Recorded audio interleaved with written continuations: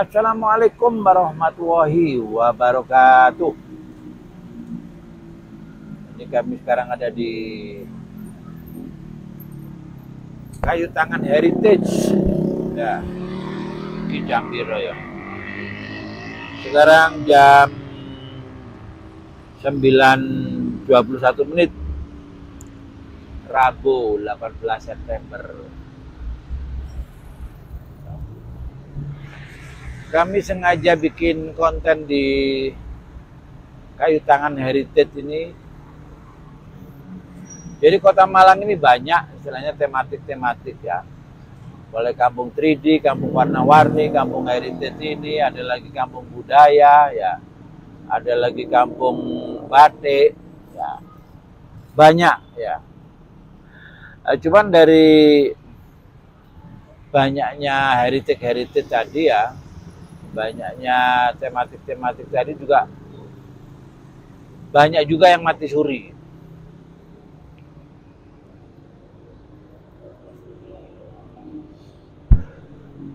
Sebenarnya dengan adanya berbagai tematik tadi kan gampangannya itu bisa menjadi panggung ya, seperti di Kayu Tangan ini. Kayu Tangan ini harapannya kan bisa menjadi panggung hiburan.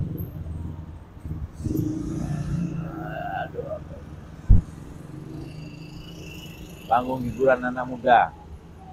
Ya, para kreator-kreator ya, para pebisnis.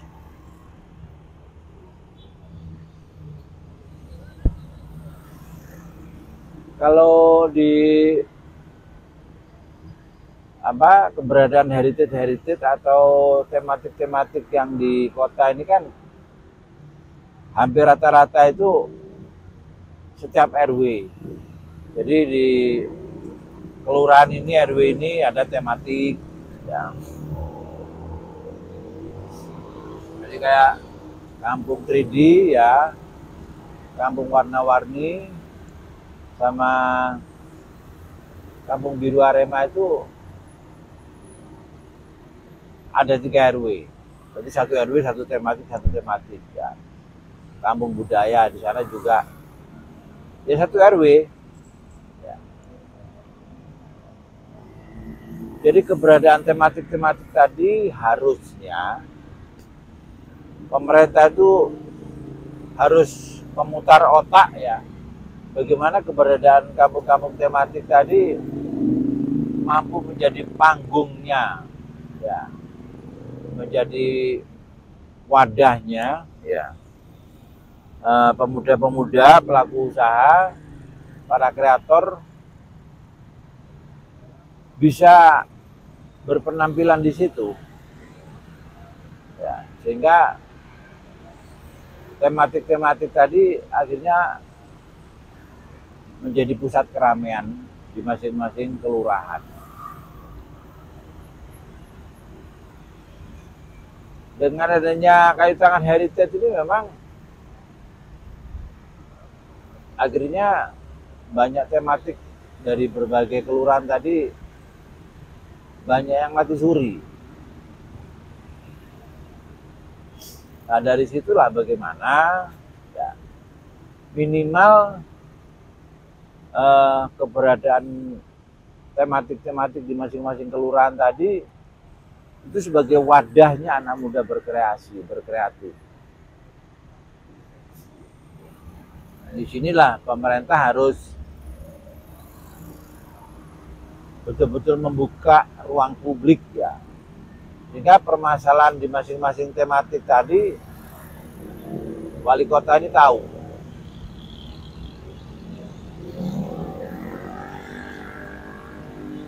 Saya dulu pernah ya mendatangi salah satu dinas ya. Bagaimana kalau kampung-kampung tematik tadi pemerintah itu meresponnya ya dengan mengagendakan kegiatan di masing-masing kelurahan yang punya tematik tadi. Misalkan ada paket dari dinas pariwisata atau dari UMKM atau dari Kominfo ya. itu memberikan paket.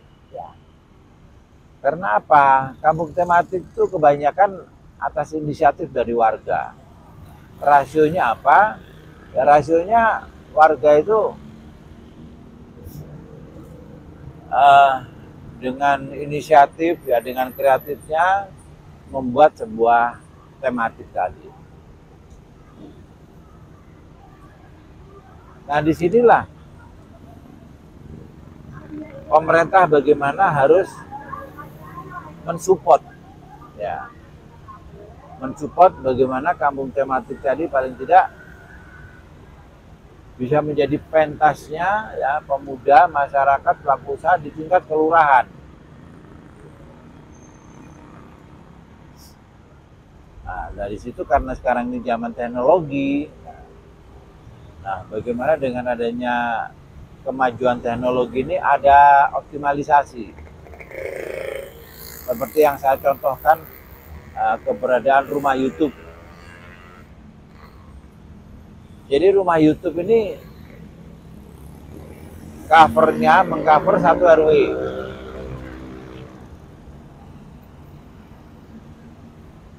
Jadi masing-masing RW, ya, ini para kandidat wali kota ini bagaimana punya inisiatif, ya, menghidupkan RW-RW tadi, memanfaatkan teknologi yang sudah luar biasa dahsyat ini. Yang saya contohkan rumah YouTube. Nah, bagaimana setiap RW, misalkan dari Kominfo memberikan satu materi terkait dengan kelompok informasi masyarakat tadi, ya. Jadi masing-masing RW itu diharapkan bikin rumah YouTube. Pemerintah fasilitasi. Ya, pemerintah memprogramkan. Bagaimana dengan adanya rumah YouTube tadi, versi yang kami desain, ya. Jadi bikin YouTube channel itu bukan semata-mata ingin mendapatkan penonton, ya, atau subscribe, ya. Tapi lebih ke tontonan masyarakat di tingkat RW.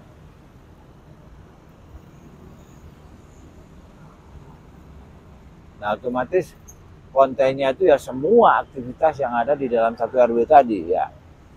Baik masalah sosial, ya, masalah keagamaan, masalah bisnis, ya, masalah budaya, ya.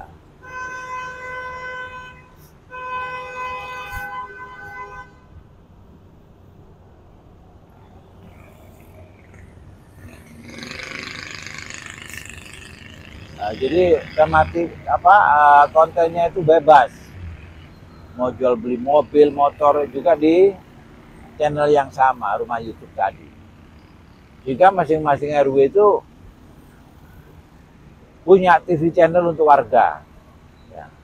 Ini juga sebagai upaya bagaimana masyarakat itu punya tontonan, ya, yang di dalamnya ada konten-konten yang sifatnya edukasi, ya, misalkan ada ceramah-ceramah agama, ya, ada konten-konten kewirausahaan dan lain sebagainya.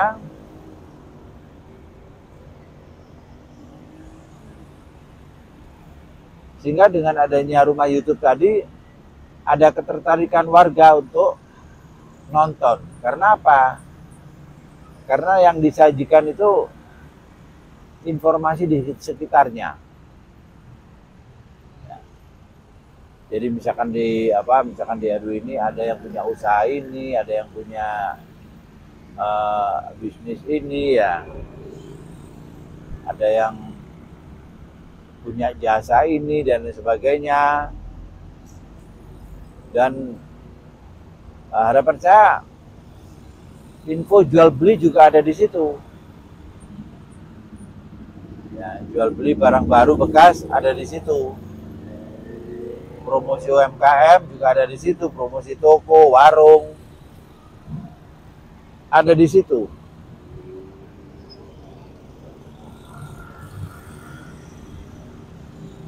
Dan terkait dengan para kandidat calon wali kota ya.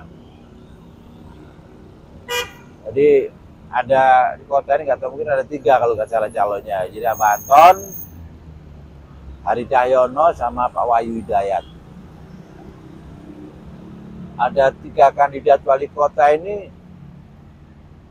Siapa sih yang berani berkomitmen, berani jujur? Nah, soalnya apa? Presiden kita ini gampangannya betul-betul punya komitmen kaitannya dengan jujur tadi, yaitu memberantas korupsi. Salah satunya itu.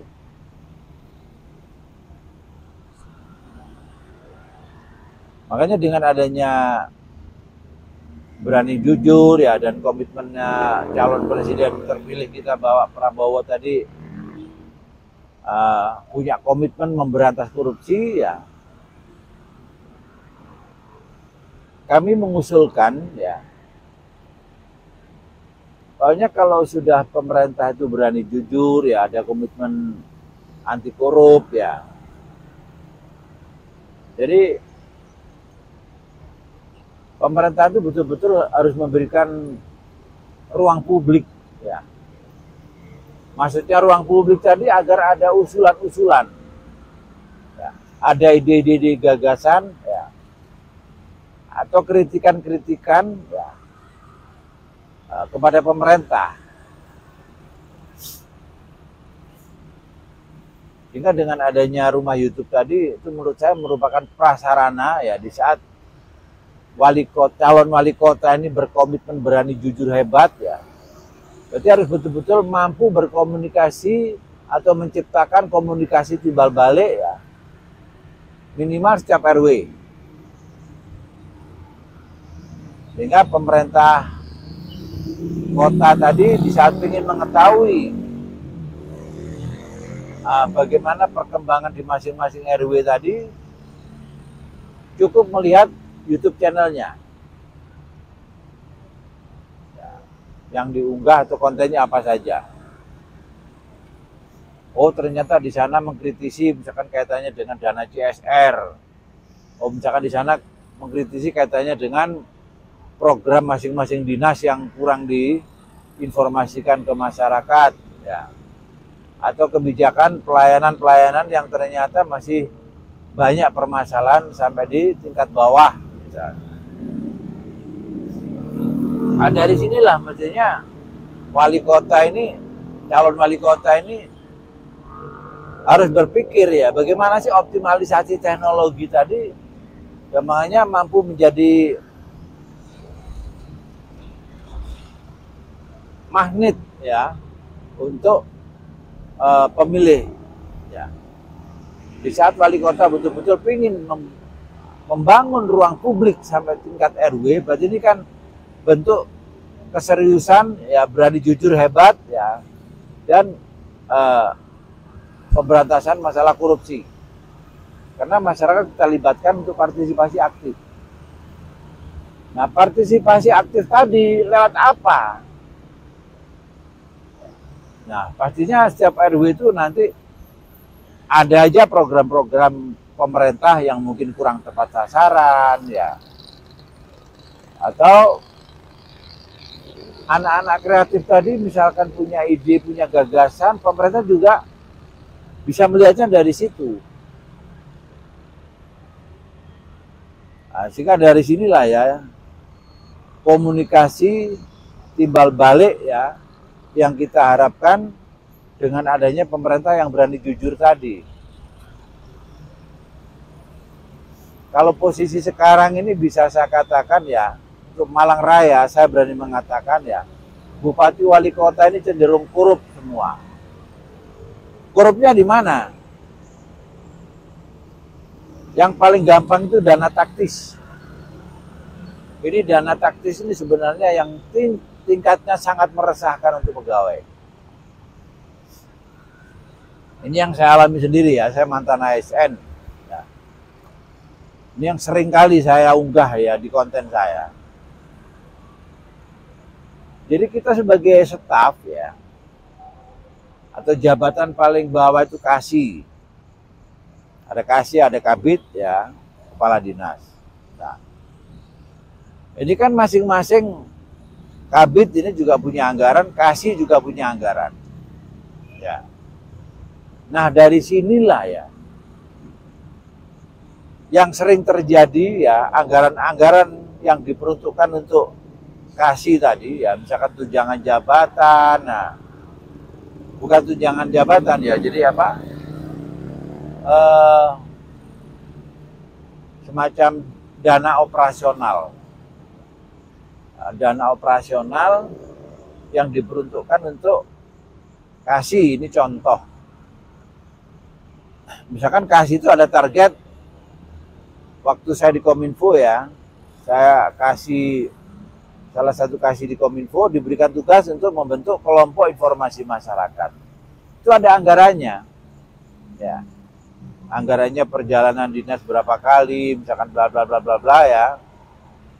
Nah, dari situ anggarannya misalkan 3 juta yang tertulis di laporan. Inilah yang meresahkan ya, yang harusnya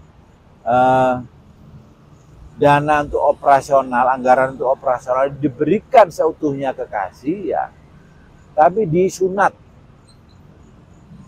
terus dengan alasan macam-macam sudah, yang katanya untuk apa, memberikan yang honor ya, atau misalkan kalau ada tamu ya itu kasih. Begitu juga kabid ya.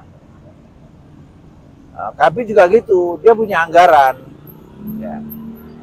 Anggarannya dipotong sama kepala dinas. Alasannya yaitu tadi, dana taktis. Di saat ada kegiatan yang di luar anggaran. Nah, itu sama sekali kan nggak ada dasar hukumnya ya, motong dana operasional kasih ya, motong dana operasional kabid ya. Nah, otomatis ujung-ujungnya kepala dinasnya ya, kalau misalkan setorannya ke bupati atau wali kota itu misalkan nihil ya, jangan harap dia punya jabatan yang langgeng. Itu sudah bukan rahasia umum ya. Nah, jadi kayaknya mulai bupati, mulai kepala dinas ya, kepala bidang ya, sama kasih ya, ini anggarannya disunat semua, nggak tahu untuk dana taktis apa setoranin yang bupati wali kota. Kenyataannya seperti itu yang saya alami. Nah, dari sinilah semoga dengan adanya apa ya, keseriusan Bapak Presiden kita terpilih Bapak Prabowo ya. Jadi bupati wali kota tadi mulai berpikir ya, kalau haknya kasih atau haknya staf ya jangan dipotong. Semoga itu yang terjadi. Insya Allah masyarakat pegawai ini sudah sejahtera kalau nggak sampai terjadi pemotongan-pemotongan gitu. Kadang perjalanan dinas ya dilakukan sekian kali, anggarannya sekian, yang dikasihkan cuma sekian. Itu yang meresahkan. Itu dari kenyataannya ya, di Malang Raya itu masih seperti itu ya, bupati wali kotanya ya. Nah, terus kembali lagi tentang program saya Rumah YouTube. Harapan saya Rumah YouTube ini sebagai ruang publik paling bawah ya, berikan kepercayaan mengelola anggaran juga, tapi jangan disunat ya. Misalkan berikan peluang mengelola dana abadi untuk digulirkan ke pelaku usaha UMKM. Katakanlah misalkan setiap tahunnya misalkan dapat 20 juta ya, atau 30 juta atau berapa. Jangan nanya uangnya dari mana, banyak uangnya ya. Cuman selama ini karena pegawai ini ada kecenderungan sesuatu yang rutinitas itu seolah-olah nggak bisa diganggu gugat, dirubah dirubah. Ya. Sistemnya ini dirubah. Misalkan ada dana UMKM, ada dana ketahanan pangan lah, atau dana sosialisasi apa segala macam, rubah. Ya, bagaimana ada salah satu pemodelan PSPRW, misalkan setiap tahun kita alokasikan anggaran misalkan 100 juta ya, setiap tahunnya. Nah, terus bagaimana mengawasi perguliran anggaran yang diberikan ke RW tadi? Karena itu sifatnya dana bergulir, berarti kan diharapkan dana ini kan abadi, terus bergulir, menggelinding. Nah, dengan cara apa? Nah, dengan adanya setiap RW bikin YouTube channel tadi, ya, bagaimana setiap ada perguliran anggaran tadi, masyarakat itu bisa tahu. Ya, jangan sampai yang selama ini misalkan lurah oleh anggaran atau kepala desa oleh anggaran, ya teman-teman dekatnya yang menikmati. Ini sudah bukan rahasia umum lagi. Ya. Makanya berikan peluang Pak RW mengelola dana taktis, dana abadi. Setiap transaksi harus dikonten. Misalkan ada si A jualan cilok, misalkan pinjam 2 juta. Misalkan jualan gorengan pinjam 3 juta, misalkan ada yang jualan sayur matang misalkan pinjam 2 juta atau 2. Nah, ini terpantau semua nanti. Dipinjam tadi misalkan ketentuannya harus ngangsur berapa kali. Ya, kita harapkan karena Pak RW itu nanti harapan saya sebagai pengelola dana abadi tadi, ya ini sistemnya bukan riba, ya tapi bagi hasil. Jadi misalkan yang jualan cilok misalkan pinjam 1 juta, ya. Dia misalkan memberikan keuntungan katakanlah 50.000. Ya, yang jualan bakso misalkan pinjam 2 juta, misalkan memberikan keuntungan 100.000 selama 1 tahun. Ya.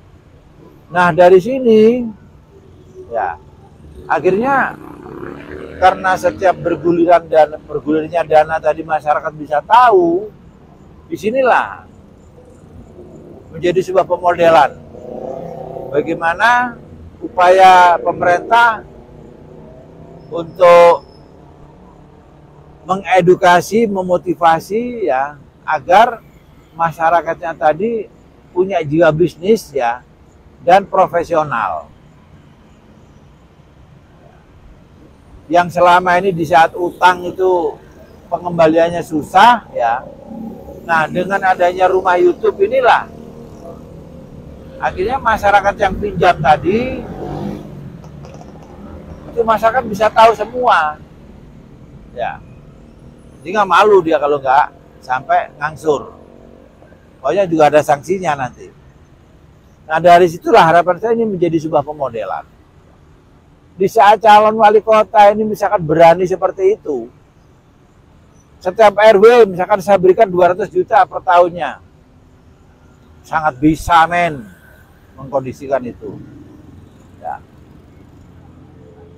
Jadi anggaran itu kita desain. Ya. Jadi yang selama ini, ya penerima katakanlah PKH atau misalkan Raskin atau apa segala macam tadi, itu nggak membuat para penerima tadi untuk pengembangan. Dipikir wis anggap aja itu gaji bulanan. Dari sinilah kita bikin satu pemodelan, ya, agar masyarakat ini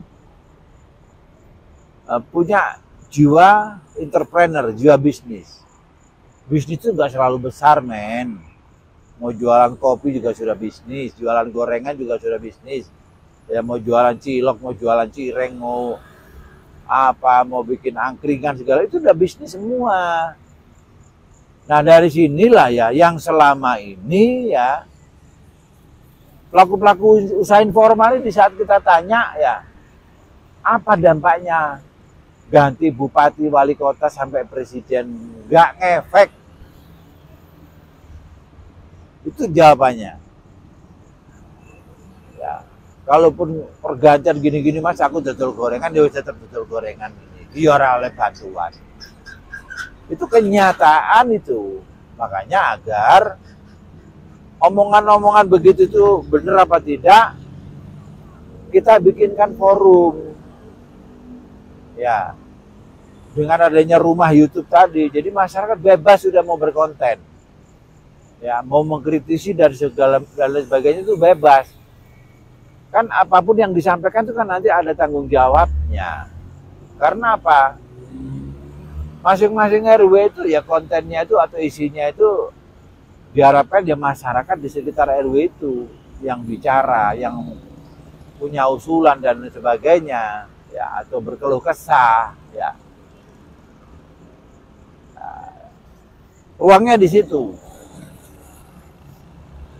Sehingga pemerintah nanti bisa mengevaluasi masing-masing RW ini yang mengelola dana hibah itu kayak apa. Oh ternyata dana 100 juta yang ada di RW ini dinikmati misalkan sampai 20 orang, 30 orang pelaku usaha. Itu nanti pengawasannya mudah. Jangan misalkan saya nyalon wali kota, saya siapkan misalkan anggaran ke masing-masing RW untuk bikin suatu kegiatan, tak kasih misalkan 20 jutaan, semata-mata hanya ingin terpilih menjadi wali kota. Setelah terpilih, kipas-kipas wali kotanya. Dari situlah ya, dengan adanya rumah YouTube tadi ya, di saat memang calon wali kota itu berkomitmen ya akan memberikan anggaran dana abadi setiap tahunnya masing-masing RW misalkan 100 juta. Nah, dari sini nanti pelaku UKM yang di bawah itu tersentuh semua. Nah, ya semoga aja ya konten saya di Kayu Tangan Heritage ini ya, para kandidat calon wali kota ini merespon, berani jujur hebat ya, dan membuat ruang publik dengan membuat rumah YouTube setiap RW satu channel. Dari situ akhirnya wali kota ini betul-betul pingin mengetahui program, saran, kritikan ya sampai ke lapis bawah. Nah, inilah konteksnya ya, berani jujur hebat yang harus dilakukan itu harus real dengan membuat rumah YouTube setiap RW. Ya mungkin itu guys ya konten saya malam ini di Kayu Tangan Heritage, memori hari Rabu 18 September. 1 bulan lagi ingat ya. Mari kita amankan, mari kita minta sama Allah, kita minta semoga pelantikan presiden dan wakil presiden ya di Republik Indonesia ini berjalan lancar. Semoga pergantian pemerintahan ini berjalan dengan mulus. Ya.